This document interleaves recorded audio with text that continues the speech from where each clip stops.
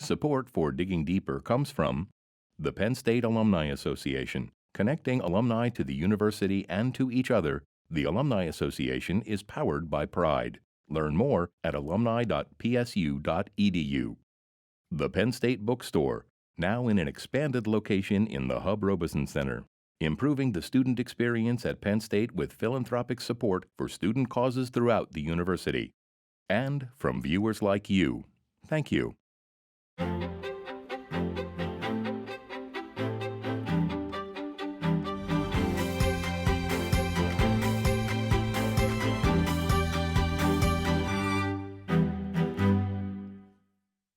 What does it mean to be inclusive?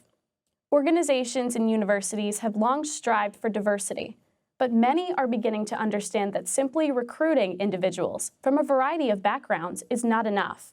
Institutions also need to work to ensure all individuals feel safe and comfortable in their environment. In this special edition of Digging Deeper, Penn State President Eric Barron will talk with a group of students about what we can do to create a more welcoming, inclusive community. Now here's President Barron. First of all, I would just like to welcome all of you for joining my show. I really appreciate the fact that you're all here. You know, I just want to start with Brian. You wrote something called My Penn State Story. At 13, you visited campus and said, I'm going to be a Penn Stater. You came to Penn State. Was it what you expected? Yes, I think that it was even more than what I expected. I know when I came here on a 7th grade school trip, it was like the air felt great, the view was amazing, and I have never been out of Philadelphia prior to coming here.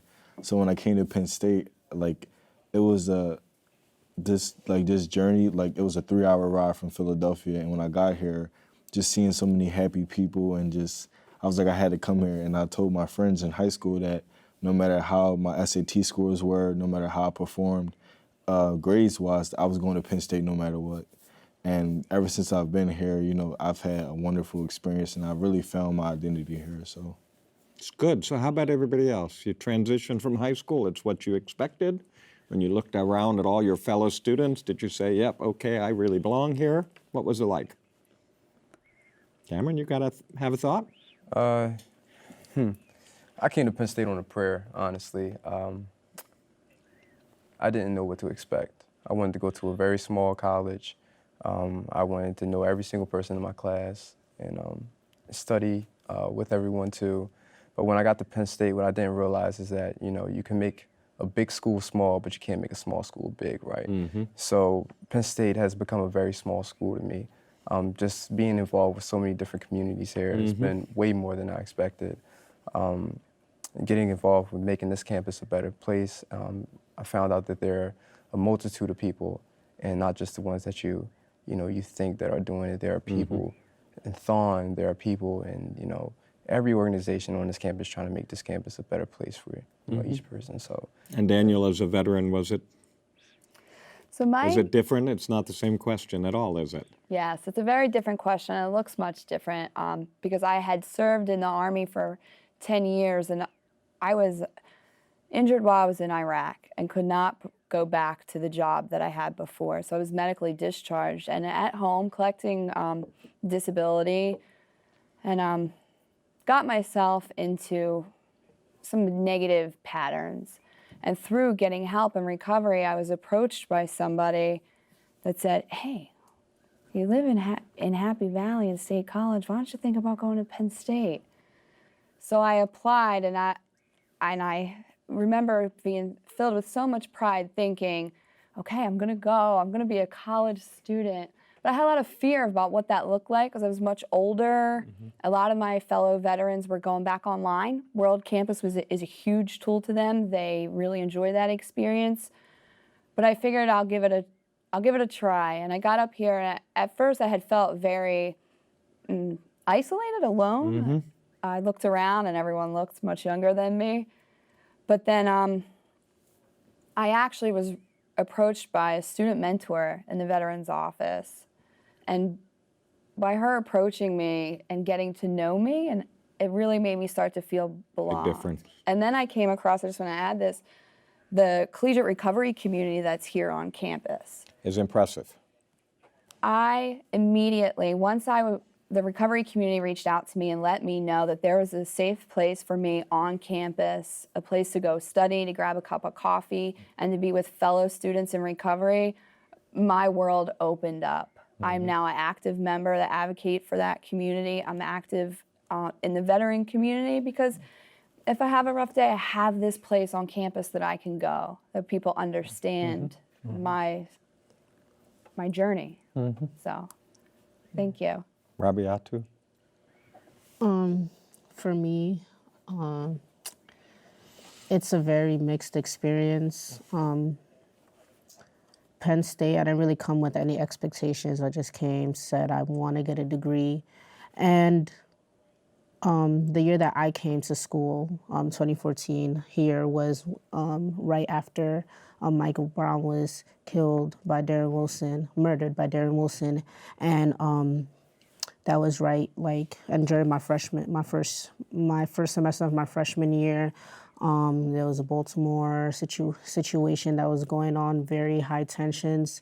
So I came to school kind of I'm gonna come to school, get away from all of that. And then it's just now you're surrounded by all of these people who don't empathize with where you come from. They don't really care about the situations that I feel affect my life directly. And it was just a really hard time to start college because I'm from the inner city. I've only been in the city my whole life. So it's wow, there's all of these white people from rural and suburban areas that never really interacted with people of color before. So it was very hard for me adjusting. It's still hard for me adjusting. Every day is still an adjustment being here. But on the good side, I do have safe spaces and offices that I can go to confide in with people, be around people who are like me, who worry about these issues and, that are from the city, that's never been in these type of environments before. Places like the Pro Robeson Cultural Center, Office of Multicultural Programs and College Education, different student organizations that I've joined. So I have my moments where I am happy, and it's when I leave those spaces, it's like I'm back. I'm still adjusting every time I leave those spaces. So. And Jasmine, do I remember right that you had two transitions? You have a Harrisburg and University Park? Yes, but actually, when I graduated high school in 2011. I actually started at a college called Thaddeus Stevens College of Technology in Lancaster, PA. I did not have a wonderful experience, like Robbie said. Even though I'm from the city as well, it was a city atmosphere. There were not a lot of people who had dealt with people of color, people with a disability, and things of that nature. So I became a target. Me and some other people became targets for being picked on and bullied. And it was quite honestly a very miserable time. So one of my good friends, she has since graduated from Penn State, brought me up for a football weekend, showed me just around campus all the good things and everything, and I just fell in love because it was so polar opposite to what I was used to for the past 2 years. And then living in the city, I felt like for the most part there were enough educated people here who did not look at me, who saw me as a person and did not see my disability or anything else. And that really spoke to me. So against my mother and everyone else, because I was actually on a full scholarship, I came here, which on no scholarship. I was told multiple times, do you know how crazy it is that you're leaving a full scholarship? And I'd say, yeah, that should tell you something. So, That is a message, isn't it? So, my experience, I've had a few interesting experiences, but for the most part, it's been extremely positive. I'm very impressed with how people treat me and others. I know there's still a lot of work to do, but my Penn State experience thus far and continues to be amazing. And Maria? My transition to Penn State was a little bit more difficult just because I'm a student with a disability, and it is a physical disability that definitely impedes what I do in terms of comparison to everybody else. You know, it's really hard to be in the classroom every day, really hard to get my studies done, hard to engage in the same social activities as everybody else.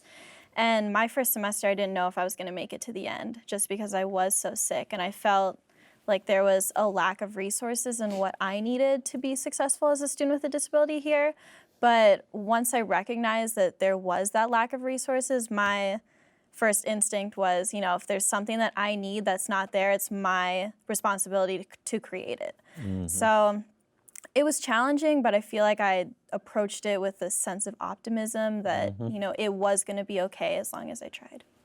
You know, I often think a part of Penn State's culture is this notion that, you know, no matter what we're doing, we ought to be able to do better. So this brings us to this whole notion of, you know, Penn State desires to be a much more inclusive campus. If I asked you what that word meant, what would you say? When I hear inclusive, I hear how do we implement something that encompasses everyone overall, and how do we make everyone feel comfortable with the decisions that's being made.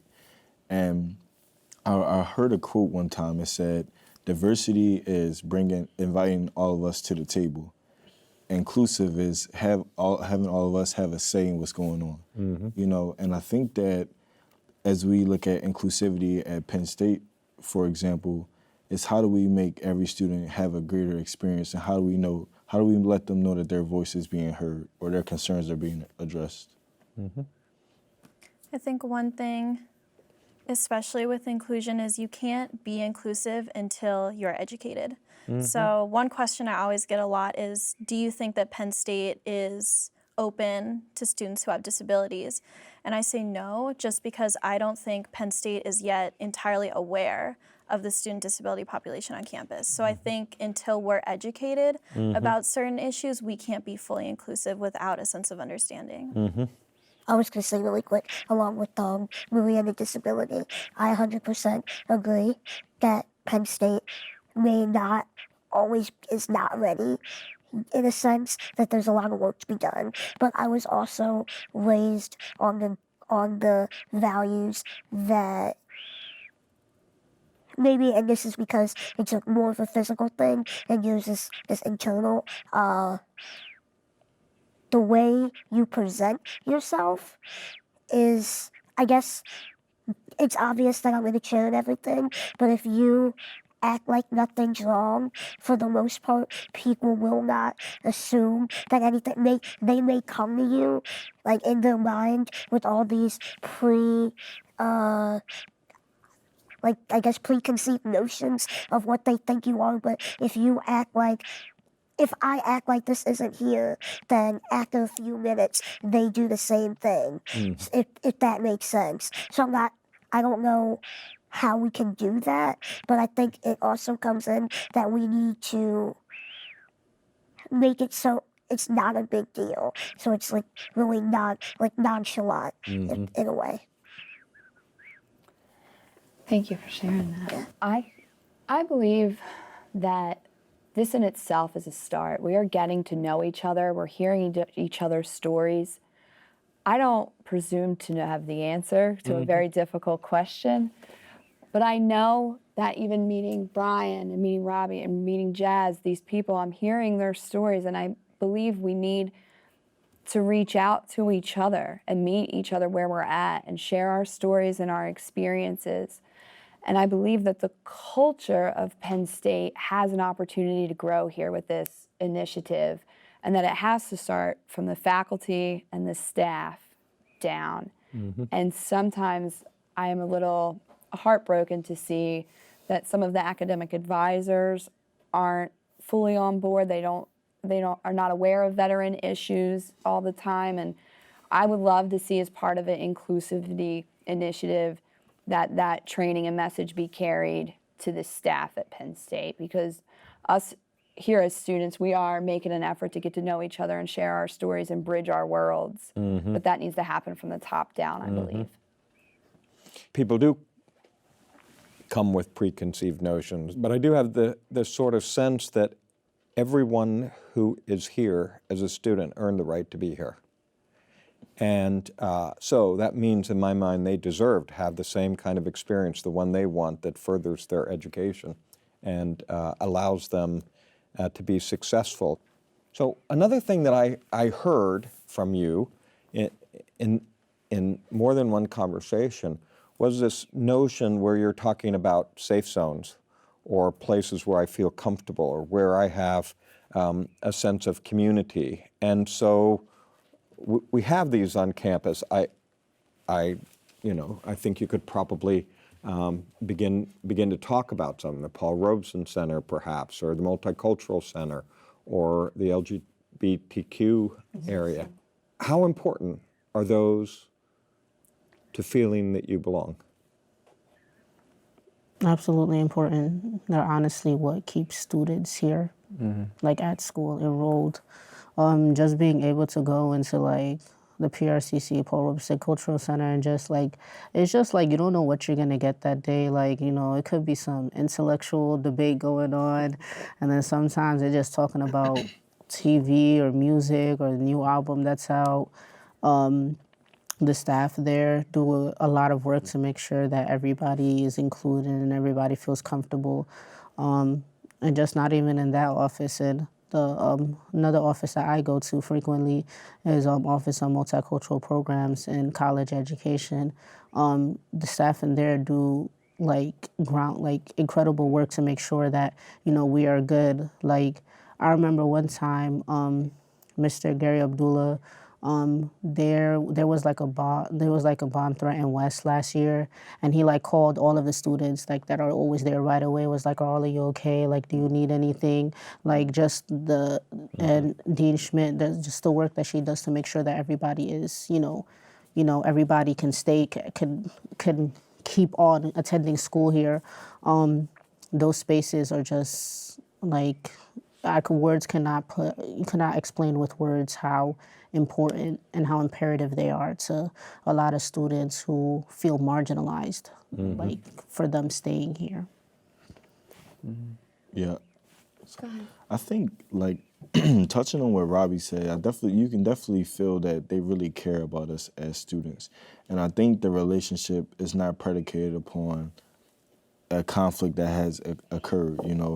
These people, whether faculty, staff, or administrative members, they sacrifice time out of their schedule to be involved in different student initiatives to make sure that we are okay in different situations. And I think, like Robbie said, I really value the Paul Robeson Cultural Center. That's a place where we can go whenever we have any problems. And if we haven't, like, say, for example, if we want to address like what has happened on the news or something, instead of us acting out of anger and frustration, we can go to them and talk to them, what is the best way for us to approach this situation, and they offer us different advice, whether it's for school, whether it's relationship advice. We have people there that really take the time, and I think that in order for us to really change the situation here at Penn State, I think that faculty members and staff members, they have to make sacrifices.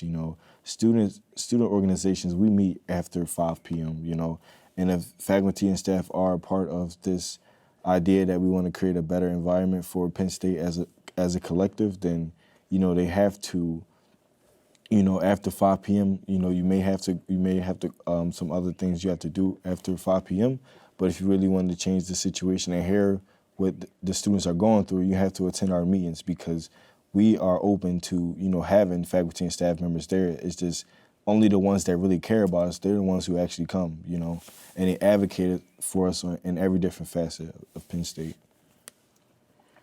That's great. And it's the worst thing to hear when you approach a staff member at Penn State and ask them to get involved in something and they say, that's not my job.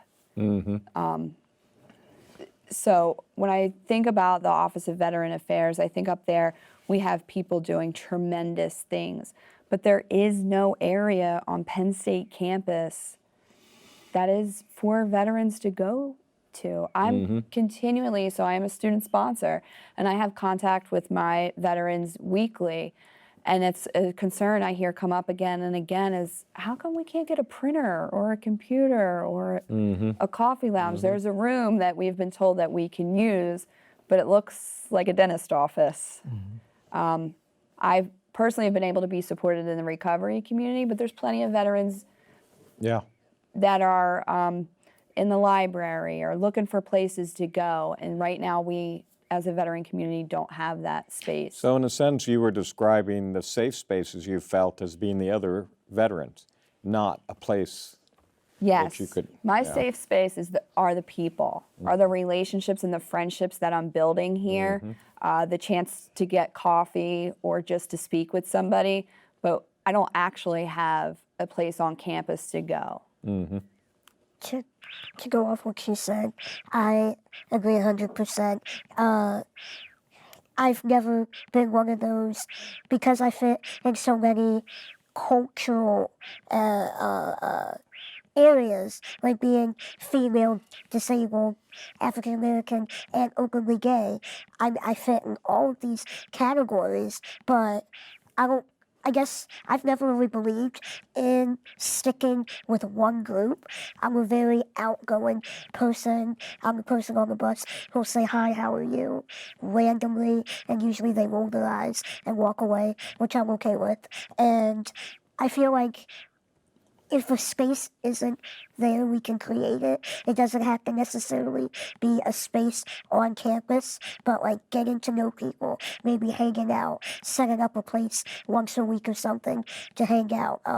A place that I really found, I guess, that's a dramatic word. A place that I found that I've been accepted is when I got here. I'm very career driven. Like when I graduate, I want to have a career. And I knew what area that I wanted to be in as far as production. So I got involved with Penn State athletics and specifically with Lady Lion basketball and a few other places. At first I was a little nervous because working in athletics, it's athletics and am I going to be accepted because I'm in my chair and 100%. That's kind of where I go. I also work at the intramural building. It's my other job. Those two places is where I go because I'm openly accepted. Like everything's great. If something's going on, maybe I'll get like a text from a coach or something. Hey, you okay? Or things like that. Or something from the IM building. So I guess fortunately or unfortunately, my work is where I find the most support. You know, it's we're missing a couple of students that because of last-minute class things couldn't come, but you know, here's a Hispanic caucus, an Asian a caucus, an LGBTQ resource center, and you start to think about the centers and the caucuses, and there's so many different areas of community.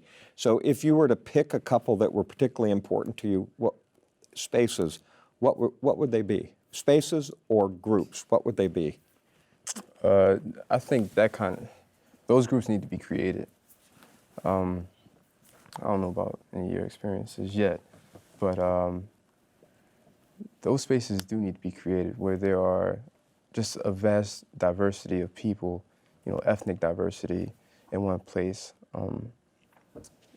I just have yet to see that at this university.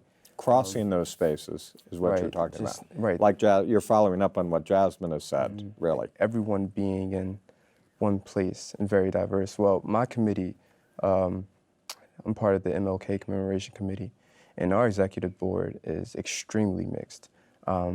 Extremely diverse, ethnic diversity. We have people from Yemen, Bangladesh. We have people from, you know, the Latin parts of America. You know, we have blacks, and it's so diverse. And you get to hear from all of these different backgrounds and understand that, you know, we all have one issue, right? More or less, to combat, you know, injustice and unfair treatment of all people. Right, and we all come together and we try to understand each other's, you know, diversity. And Yeah, I don't want to keep talking. One thing for me, I think that I agree there definitely needs to be those spaces made, but we also, I feel like a lot of times when, to be honest, when I get into those spaces, it kind of turns into like an oppression Olympics. Like, I know like we try to have diversity roundtables and not to like point names or like point fingers and be like, oh, this group said this group said that. But sometimes a lot of like people in other ethnicities feel like the Black students have the most voice and try to point fingers like at the Black students for not for supposedly not giving other people a voice when it's like it's not I cannot oppress you. It's the whole system of racism and white supremacy that is not giving you a voice and kind of putting the responsibility on certain orgs that have historically in this university had more voices. A lot of times it's like other students of different ethnic groups not accepting people who are part of the LGBTQA community. A lot of people, when a lot of Black trans, for example, there have been a lot of Black trans women deaths in the media, and nobody's talking about all of the Black trans women and all of the Black LGBTQA people that are killed, and not just Black, Latino, Asian, etc. But nobody is talking about that. Everybody's talking about the people that fit into their respectability box to what they see like how all Black people should be. And I feel like that's something that we really need to get over, because I don't want to go to a meeting with all these other ethnicities and all these people from these different backgrounds and have people pointing fingers at this one group saying that, oh, like you guys don't do this or you don't do that. And that's one thing that I feel like we really need to get over. We really need to acknowledge that everybody's struggle, first of all, is non-comparable. I don't compare any. I'm secondary ed social studies. I study a lot of history. I don't compare any struggle, any war, because everything is different. Everything comes with its own set of circumstances, and I just don't think that it's just fair to compare those things. Just like I don't think it's fair to compare what the life of an African American student is to an Asian American student, because there's no point in doing that. There's not going to be any benefit from that. So yeah, that's one thing we need to kind of move from these ideas of respectability and how people should act, how people should behave, how they should dress, how they should talk, and just acknowledging that every life matters. And even I say every life matters, not trying to put light away from like Black Lives Matter or like any other group. I just feel like we just get into all of these like, oh, you're only saying this one group. Well, yeah, we're focusing on this one group right now because, as we can see every day, as we saw yesterday, another person was shot by police, literally, and his hands were in the air. He was complying with their orders, and he was shot and killed. And that's another life lost. Is this the most profound challenge that the university has to address? That in many ways we come from different backgrounds, and there is a community and people who've shared experiences which has a tendency to cause us to cluster, but at the very same time, just the way you were describing, if you don't get to the point where you're looking at everybody as individuals and you're going from the cluster to all of the above, and that's maybe more challenging for the university. It's probably easy to have people deliberately clustered feel comfortable. There's probably a bigger challenge to say, okay, how do we get that hurdle where?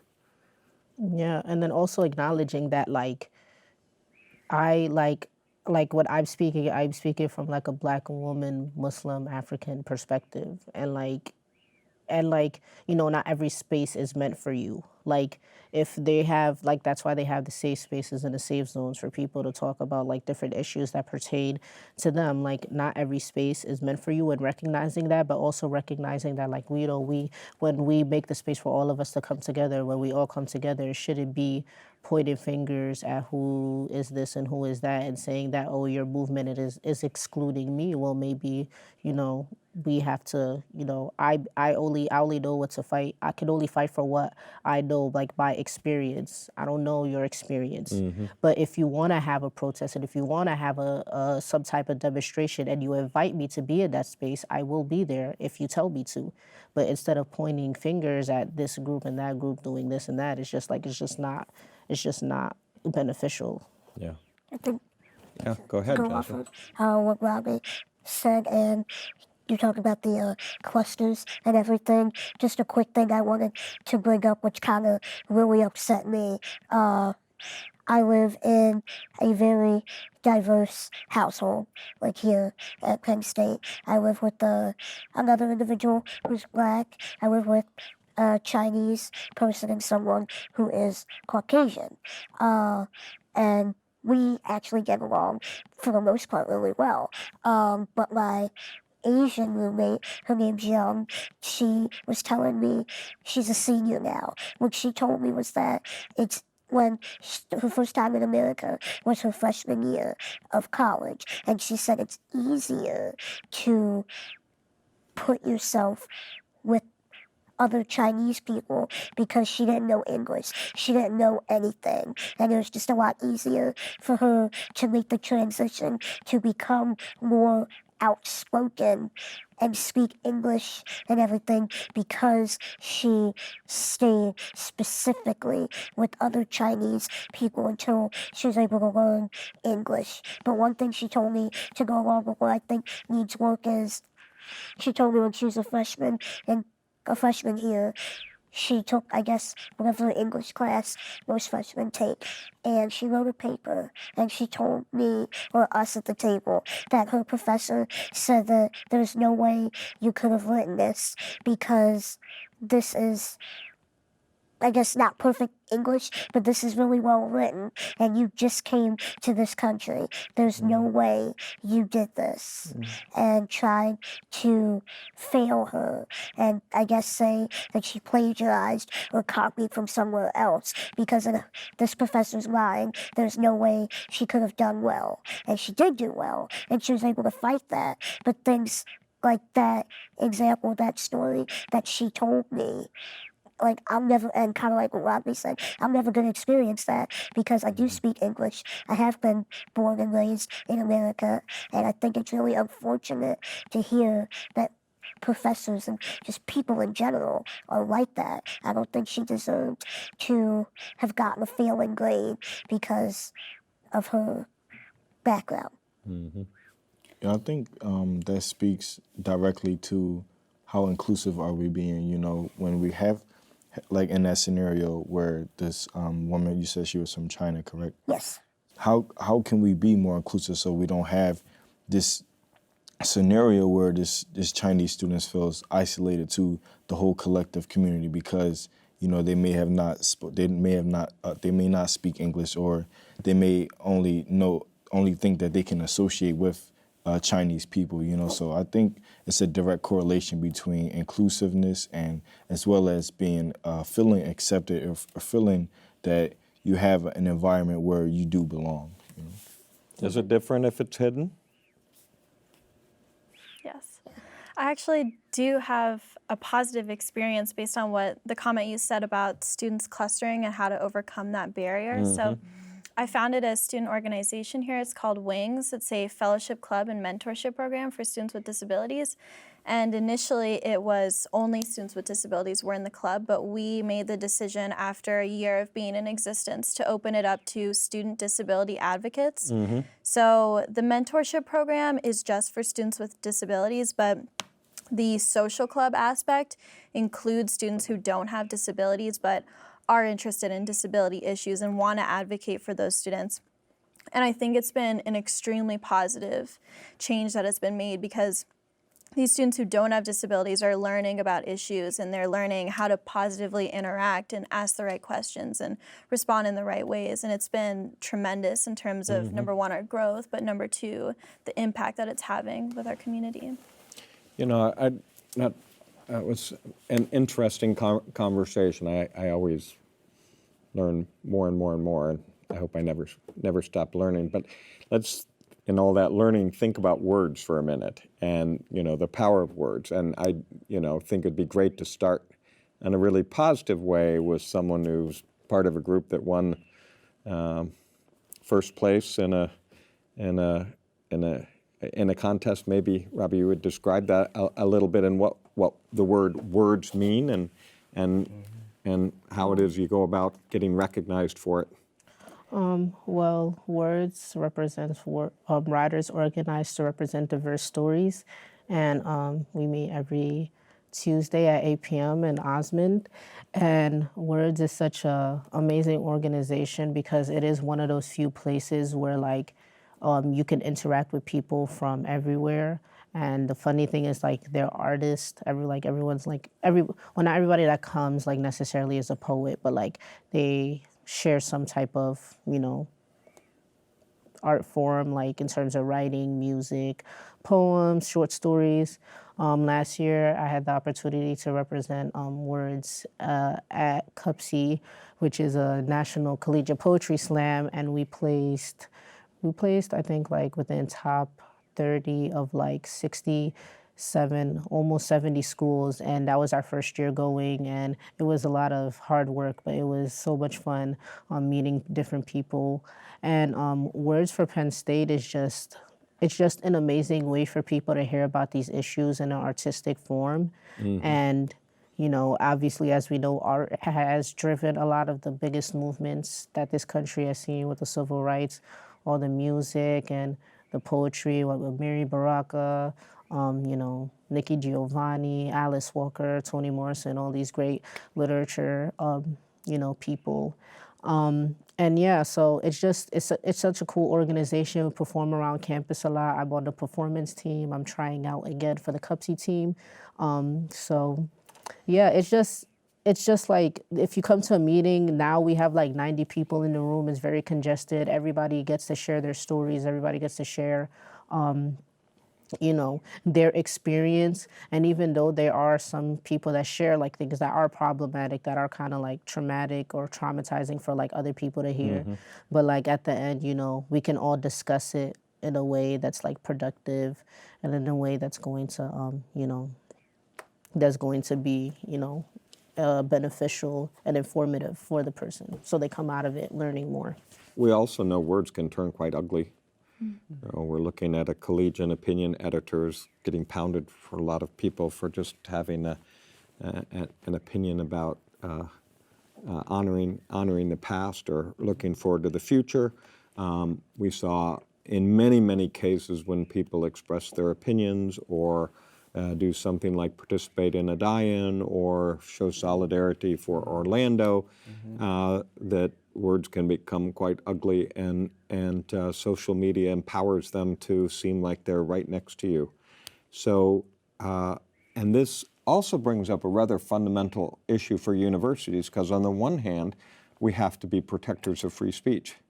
And on the other hand, we have people that are saying, well, this hurts. This needs to stop. You need to stop this person from saying that. And so you end up in this space where free speech, which all of us value, collides with the whole notion of being inclusive.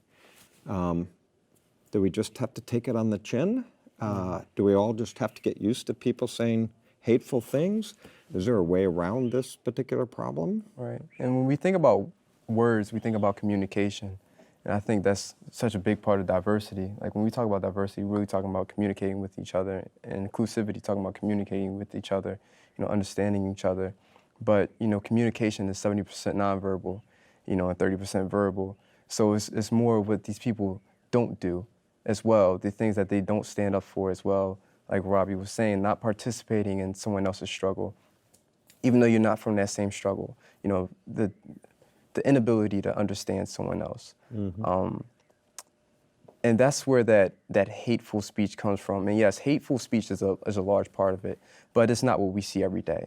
What we see is, the door being closed in our face, or, someone not saying thank you when we hold the door open for them just because, they're supposed to do that for them. Or, in the case with me, 2 weeks ago, walking outside of my dorm and someone yelling at me, telling me that I'll play loud music.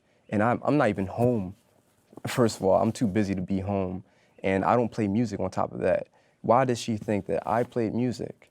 Why was it me that she thought I was playing music? Turns out I come home a couple days later, my neighbor that lives adjacent to me is a white guy, and he's blasting rap music.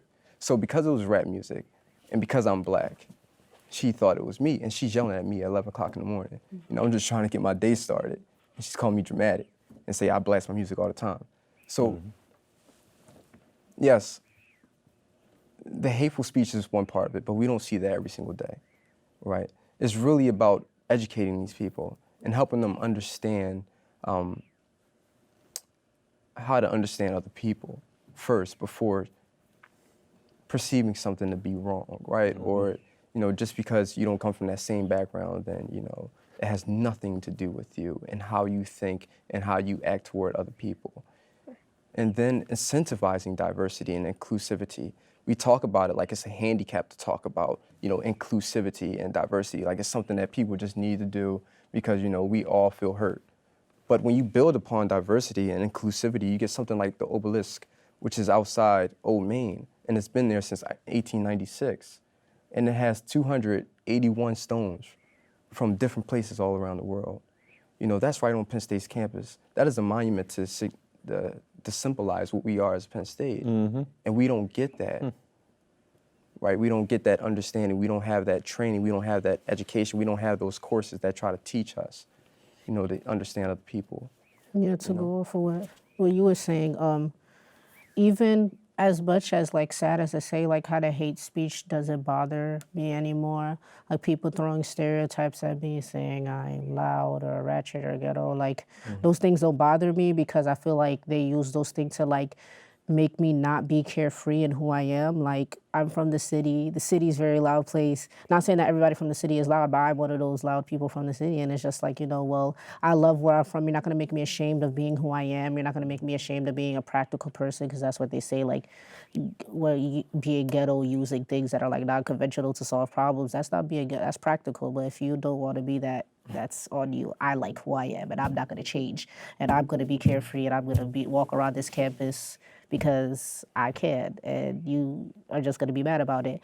But another thing that really bothers me is just when you go to these meetings and you talk to faculty and staff, people say it's going to take time for change to come, and it's just at my expense. You're saying that basically you're kind of telling me you don't care in a sense, saying that it's going to take time, that my emotions and my comfortability on this campus, that somebody is paying good money for me to be here because I have a scholarship. I'm not paying, but you know what I mean? People are paying money to go here, and I shouldn't have to go here and feel an outsider. I shouldn't have to go here and not feel comfortable in every single space on this campus. So it's just you telling me that it's going to take time or whatever, honestly, just kind of, not you, but just in general, people telling me it's going to take time for change to come, blah, blah, blah, is just telling me that your life does not matter, your emotions, your comfortability don't matter to me, and that's just how it is. So it's just it's things like that. Like Cam said, a lot of stuff is nonverbal. You just tell me who you are, show me who you are, and make sure you believe that person when they do. So it's just things like that, not seeing it being an issue for everybody, not just, some administrators care, because I know that the die-ins, you were there, I saw you, I see that you care, you put your hands up, thank you for doing that, but it's everybody should be on this. Yes. So I feel like we could probably just keep talking for another hour here if we wanted to, because I had a lot more questions and things to think about. But if you were just looking for that one message that you'd want listeners to hear, what do you think it would be, Brian? If we can deliver one message to people, I definitely think that everyone is accountable for change at this institution, whether you're a student, whether you're a faculty member, whether you are the board of trustees. We have to hold everyone accountable, because we're all responsible for the change that comes here at this institution, as well as being more inclusive for everyone. We're all in a position where we can make this university diverse if we want it to be.